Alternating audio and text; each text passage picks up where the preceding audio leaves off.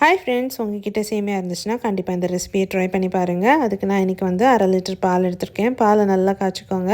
இப்போ இன்னொரு பேனில் வந்துட்டு ஒரு டேபிள் ஸ்பூன் அளவுக்கு நெய் ஆட் பண்ணிக்கோங்க. அது கூடவே 1/2 கப் வந்து சேமியா சேர்த்து நல்லா வறுத்து எடுத்துக்கோங்க. இன்னொரு பவுலில் ஒரு 2 டேபிள் ஸ்பூன் வந்து கஸ்டர்ட் பவுடர் எடுத்துக்கோங்க. அது கூடவே கொஞ்சம் தண்ணி ஊற்றி கட்டி இல்லாமல் நல்லா கரைச்சி எடுத்து வச்சுக்கோங்க. இப்போ பால் நல்லா கொதிக்கிற ஸ்டேஜில் வந்து நம்ம வறுத்து வச்சுருக்கிற சேமியாவை அது கூட சேர்த்துக்கோங்க. சேமியா நல்லா வேகணும். அதுக்கப்புறமா அது கூட வந்து 1/4 கப் வந்து சீனி சேர்த்துக்கோங்க. இப்போ நட்ஸ் ஆட் பண்ணிக்கோங்க. பாதாமும் நான் முந்திரியும் சேர்த்துருக்கேன்.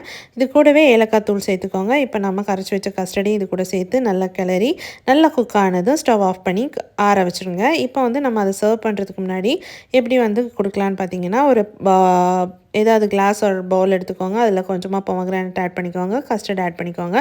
நெக்ஸ்ட் லேயர் ஆப்பிள் ஆட் பண்ணியிருக்கேன். இப்படி பிடிச்ச ஃப்ரூட்ஸ் எல்லாம் வச்சு நீங்கள் எப்படி சர்வ் பண்ணுங்கள். சூப்பராக இருக்கும். கண்டிப்பாக இந்த ரெசிபியை ட்ரை பண்ணி பாருங்கள். வீடியோ பிடிச்சிருந்துச்சுன்னா சேனலை மறக்காமல் சப்ஸ்கிரைப் பண்ணுங்கள்.